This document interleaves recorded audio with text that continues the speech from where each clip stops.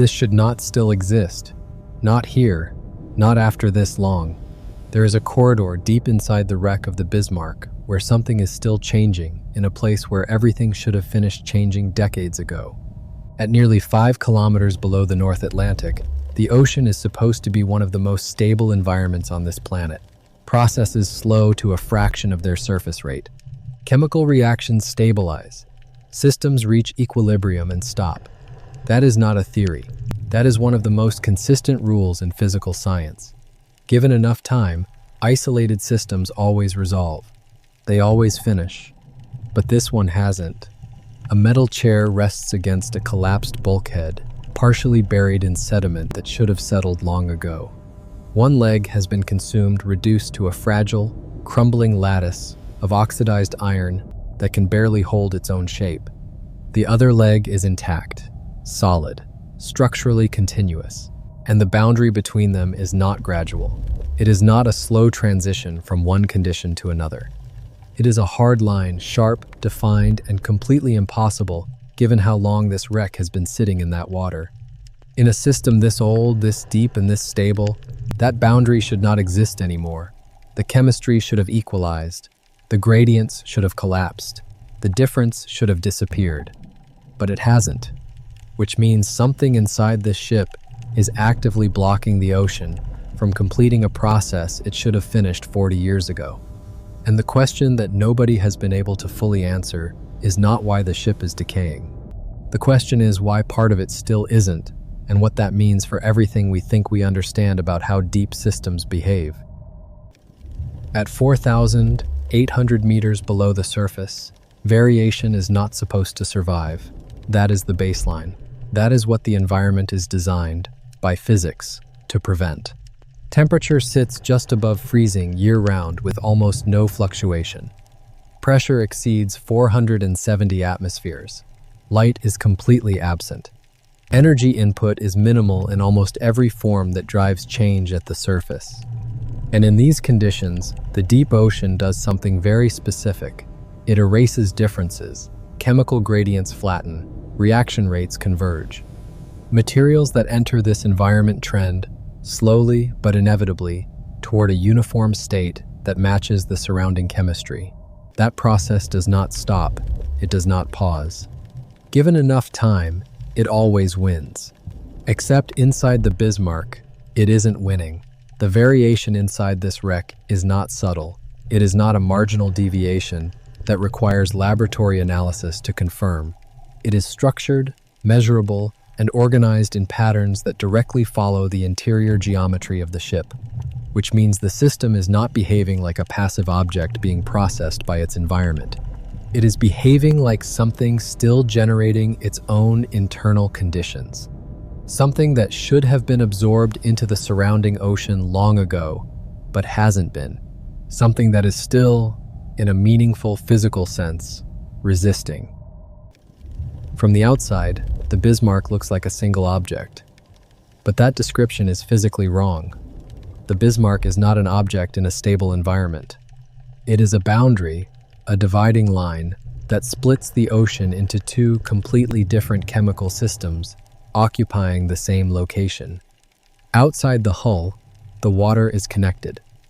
Deep currents move slowly, but continuously, across the exterior surfaces, delivering oxygen, removing reaction byproducts, and maintaining the kind of open chemical exchange that allows the system to function as one unified environment. The exterior of this wreck is part of the ocean. It has been claimed. It is being processed. Inside, the situation is different in almost every measurable way. Compartments that were engineered to be sealed are still sealed not by functioning mechanisms, but by collapsed steel, and 80 years of accumulated sediment that has filled the gaps and blocked the pathways that water would need to circulate through. Oxygen is consumed faster than it can be replaced. Gradients form between interior and exterior spaces. And over time, those gradients grow sharper, not weaker, because the conditions that consume oxygen on the interior side continue operating, while the conditions that would restore it have been physically cut off. The ship is not a passive relic. It is an interruption, a structure that has been forcing the ocean to divide around and within it for 8 decades, and is still doing so right now. The single variable that determines everything about how this wreck decays is not time, it is not depth, it is movement specifically, whether water is moving or completely still. That one distinction produces 2 entirely different chemical realities inside the same structure, and it is the reason the chair in that corridor looks the way it does. Where water moves, the exterior of the ship is being aggressively dismantled. Oxygen arrives continuously. Iron-oxidizing microbial communities establish themselves in layered structures that process the metal systematically from the surface inward. The rusticles hanging from the hull are not just corrosion products, they are living ecosystems built by organisms that use iron as metabolic fuel, and they mark every connected, oxygenated zone of the wreck with visible precision. Where water stops moving, everything changes, and this is where the system breaks. In compartments where sediment has sealed the last remaining openings, oxygen delivery collapses entirely. The iron-oxidizing communities that built the exterior rusticles cannot survive here. They require the continuous supply that only flow can provide. Different organisms replace them, running slower processes through different chemical pathways. And in the most isolated zones, even those processes decelerate until the metal enters a state that should not physically be stable, not preserved, not actively decaying, but suspended. Caught between 2 states. Unable to complete the transformation that began the moment the ship hit the seafloor. This is the failure point. This is where the system stops behaving by the rules. Gradients are not supposed to last. That is not an opinion, it is one of the foundational principles of physical systems. Differences drive movement. Movement restores balance. Balance eliminates the difference. Every gradient that has ever existed in an isolated system has eventually driven itself to extinction through exactly that sequence. The oxygen gradient inside this corridor should have dissolved decades ago. The concentration difference between the interior and exterior of this compartment should be 0 by now. The system should have corrected itself, but it hasn't because the mechanism of correction has been removed. Collapsed passageways block the flow that would carry oxygen inward. Sediment seals the openings that once allowed exchange. Microbial activity consumes oxygen on the interior side faster than any remaining diffusion pathway can replace it. And instead of weakening, the gradient in documented zones has sharpened over time. The imbalance has not moved toward resolution, it has moved away from it. On one side of the chair, oxygen still enters. Metal is stripped away, restructured, carried into solution by processes that are actively ongoing. On the other side, oxygen never arrives. The reaction stalls. The material sits in a state that should not persist, not preserved, not decaying at any measurable rate, just waiting for a connection that the structure of the wreck has prevented from forming. 2 chemical realities, same location, same object, a boundary between them that has no right to still be there. In a normal system, imbalance corrects itself, automatically, without intervention. That is what gradients do. They generate the flow that eliminates them. But inside the Bismarck, that mechanism is gone. The pathways that would allow equilibrium to form have been physically blocked by the structure of the wreck itself, by the same internal geometry that was engineered into this ship when it was built, and that the collapse has preserved in a distorted but still functional form.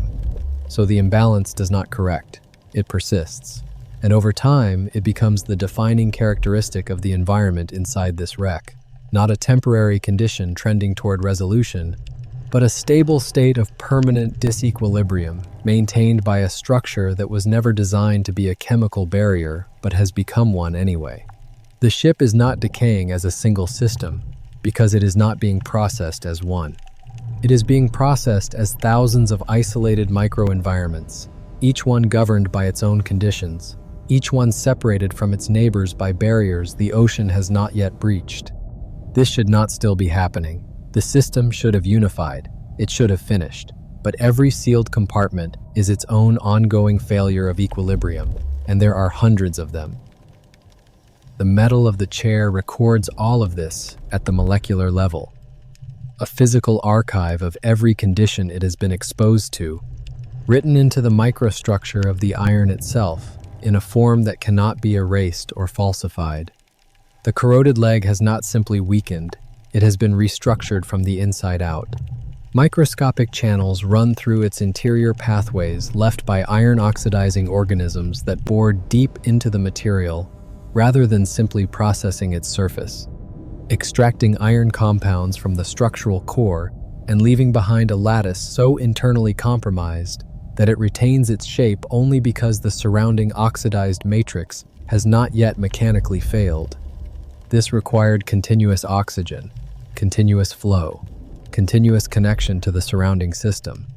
Where all three existed, the material was systematically taken apart. The intact leg tells a completely different story. Its surface is dull, chemically altered, transformed, but structurally continuous. The changes here ran through reductive pathways, not oxidative ones. Sulfur chemistry, reduced iron compounds, the slow signatures of a system operating without oxygen, through mechanisms that produce transformation without the visual drama of aggressive corrosion. Same steel, same depth, same 80 years. Two outcomes that could not be more different, determined entirely by which side of that invisible boundary each section of metal happened to occupy. The living organisms inside this wreck did not create these conditions. They are reading them, and their distribution across the structure is one of the most precise maps of the underlying chemistry that exists anywhere in the wreck. Where oxygen is present, iron-oxidizing communities establish themselves.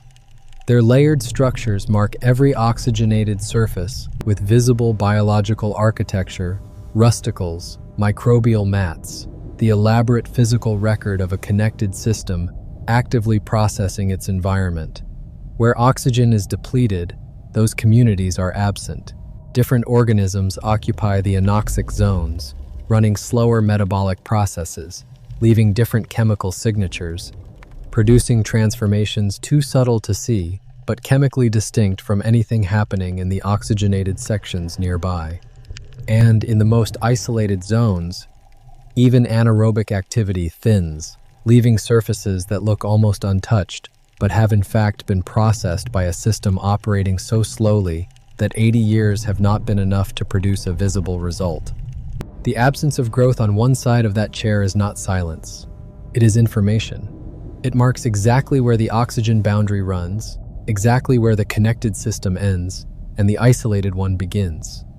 Life here is not driving the environment. It is documenting it, with a spatial precision that no instrument deployed from the surface has been able to match. What is happening inside the Bismarck is not unique to this wreck.